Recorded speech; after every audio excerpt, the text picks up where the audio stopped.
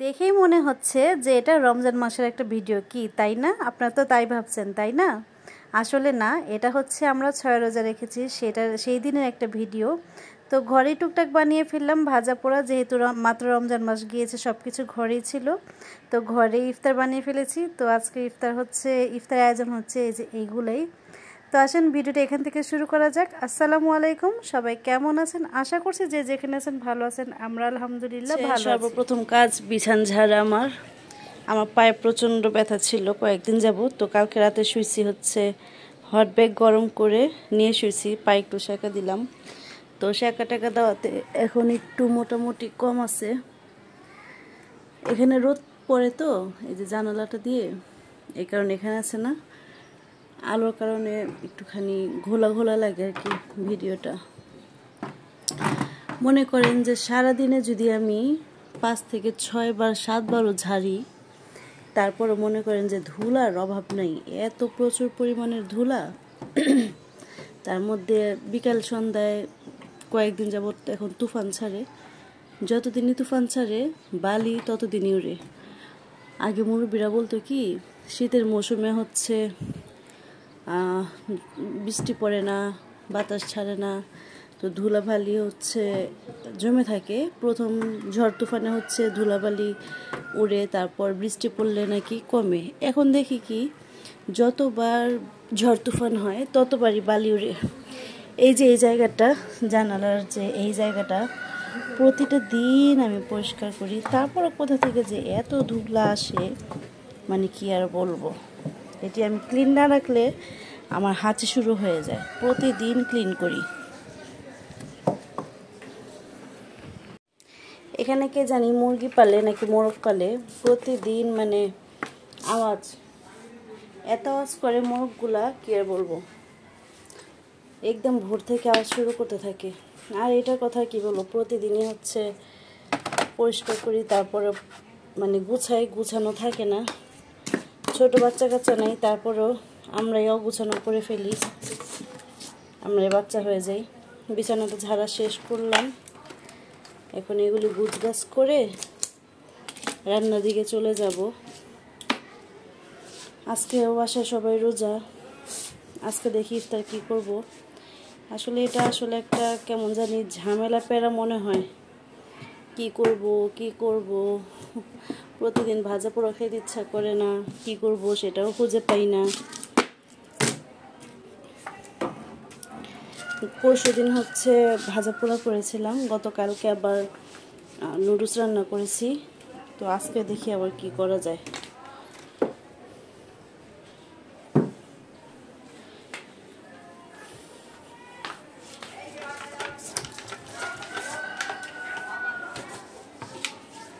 এখন একটু বাতাস ছাড়লেই কারেন্ট চলে যায়, এই লাইটটা লাগে।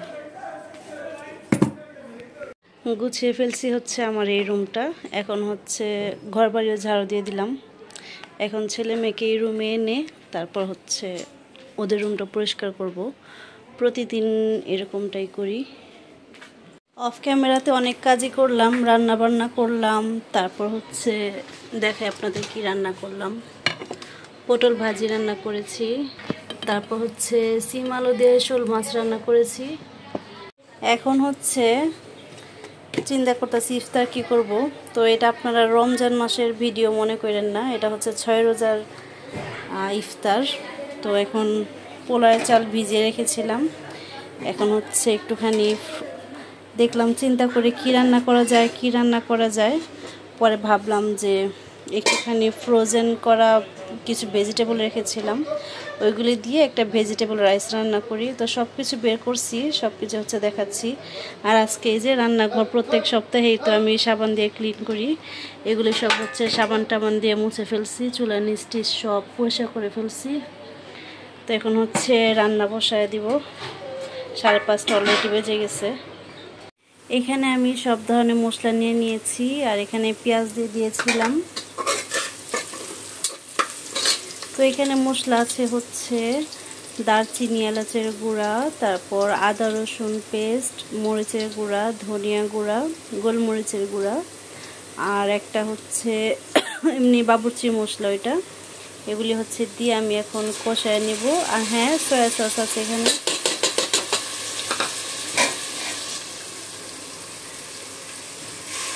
একটু পানি দিয়ে ভালো করে কষায় নেব।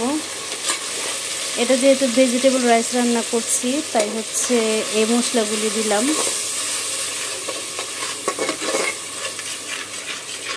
এখানে আমার ফ্রোজেন করে রাখা ভেজিটেবলগুলো আমি বের করে নিয়েছি পরিমাণ মতো। ফ্রিজে একটু ফ্রোজেন করে রেখে দিলে না সময় মতো কাজে লাগে। যেমন আজকে আমি খুঁজছি যে আমি আজকে কী দিয়ে ইফতার করব। এগুলি ছিল বলে হুট করে বের করে রান্না করতে পেরেছি। তো 2 দিন আগে হচ্ছে ভাজা পোড়া করেছিলাম, গতকালকে নুডলস রান্না করেছিলাম, তাই আজকে হচ্ছে এগুলি নিলাম। এটা হচ্ছে টমেটোর পেস্ট, আমি হচ্ছে ফ্রোজেন করে রেখেছিলাম এরকম কেটে কেটে।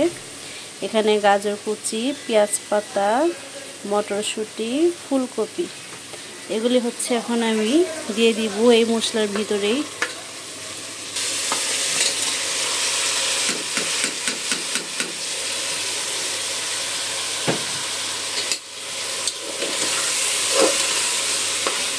আমি আলাদা সবজি রান্না করেও নিইনি, আর হচ্ছে চালটা আলাদা সিদ্ধ করে নিইনি।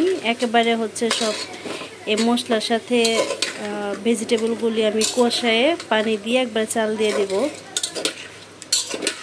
এটাতে হচ্ছে একটু ডিমও দিয়ে দেই। যেহেতু হুট করে রান্না করতে নিয়েছি, ঘরে চিকেন নেই, তাই হচ্ছে ডিম দিয়ে দিব।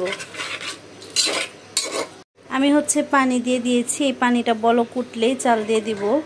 আর টমেটো পেস্টটা দেওয়ার কারণ হচ্ছে টমেটো পেস্ট দিলে নাকি রাইসটা একটু জুসি হয়, তাই হচ্ছে আমি দিয়ে দিলাম। 2টা ডিম হচ্ছে আলাদা করে ভেজে নিচ্ছি। আমার কাছে ফুড কালার নেই, ফুড কালার থাকলে হচ্ছে ডিমটা ফুড কালার দিয়ে ভাজলে রাইসটা সুন্দর দেখা যায়। আমার আম্মু ভাজে দেখি খুব সুন্দর হয়, লাল লাল। আমি একটু মরিচের গুঁড়ো দিয়েছিলাম, বাট সেটা কালার হয়নি। পানির বলক চলে আসছে, আর ধুয়ে রাখা চালটা হচ্ছে এখন আমি দিয়ে দিচ্ছি। বিসমিল্লাহ।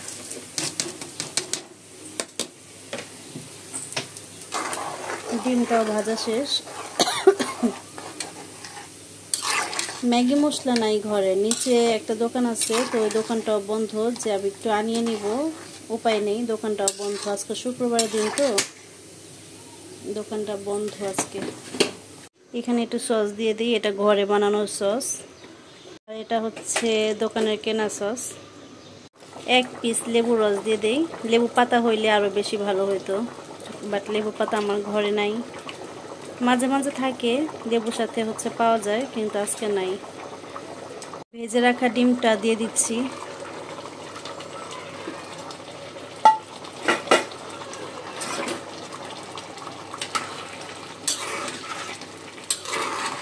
খেতে স্বাদ হলে ভালোই হবে।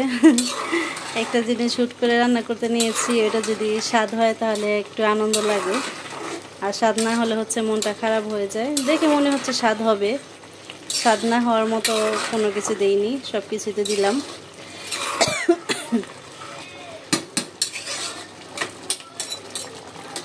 সবুজ কালার, গাজরটা হচ্ছে লাল কালার, ভালোই লাগতেছে দেখতে। পুরোপুরি হলে আরও বেশি ভালো হবে। আমার কিন্তু রাইসটা রান্না শেষ, আমি টেবিলে নিয়ে এসে পড়েছি। তো দেখেন, মোটামুটি খারাপ হয়নি, ভালোই হয়েছে। খাওয়ার পর বোঝা যাবে যে কেমনটা স্বাদ হয়েছে। বিসমিল্লাহ। এখন হচ্ছে একটু সার্ভ করে ফেলি। 6:30 বেজে গিয়েছে, টাইম মতোই রান্নাটা হয়েছে। গরম গরম খাওয়া যাবে, এই জিনিসটা গরম না হলে ভালো লাগে না। এখানে আমি প্লেটে প্লেটে সার্ভ করে নিয়েছি। আমরা খাওয়ার মতো হচ্ছে শুধুই 4 জন।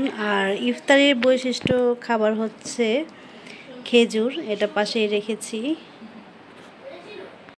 তো এখানে ইফতার করার জন্য হচ্ছে আমরা 4 জনই ছিলাম, আমি, আমার ছেলে মেয়ে, আর হচ্ছে আমার শাশুড়ি।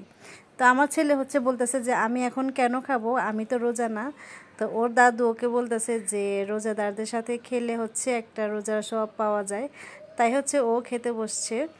আর হচ্ছে খাবারটা আজকে আলহামদুলিল্লাহ ভালোই হয়েছে, যদিও চিকেন জাতীয় কোনো কিছু দেয়নি, মাংস টাংস দেয়নি, তো তারপরেও মাশাআল্লাহ আলহামদুলিল্লাহ ঝরঝরা হয়েছিল, স্বাদ হয়েছিল।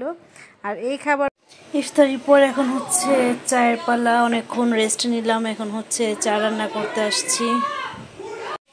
তো চা খেয়ে হচ্ছে একটু বসলাম রেস্টে। তো ইফতার করার পর হচ্ছে যত তাড়াতাড়ি চা খাবো তত হচ্ছে একটু ভালো লাগে। আর লেট হয়ে গেলে দেখা যায় যে মাথাটা হুট করে ব্যথা উঠে যায়, কেন এরকম হয় জানি না। তো আমাদের চায়ের অভ্যাস, এজন্যই হয়তো বা। তো আজকে আমাদের ভিডিওটা ছিল ইফতার পর্যন্তই। সবাই ভালো থাকবেন, সুস্থ থাকবেন, আমাদের পাশে থাকবেন। দেখা হচ্ছে নতুন কোনো ভিডিওতে। ততদিন পর্যন্ত আল্লাহ হাফেজ।